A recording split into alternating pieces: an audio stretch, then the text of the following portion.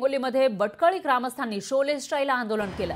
जलजीवन मिशनच्या कामाच्या चौकशीच्या मागणीसाठी आंदोलन करण्यात आलं आहे। पाण्याच्या टाकीवर चढून ग्रामस्थांनी आंदोलन केलं।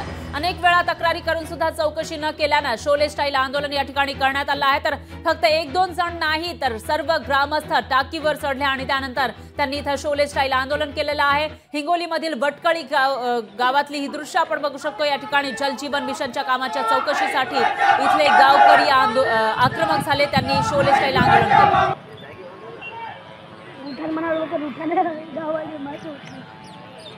ही दृश्य आपण बघू शकतो। पाण्याच्या टाकीवर चढून ग्रामस्थांनी या ठिकाणी घोषणाबाजी केलेली आहे मोठ्या प्रमाणामध्ये आणि आंदोलन केलं। जलजीवन मिशनच्या कामांची चौकशी करा अशी मागणी त्यांनी केली।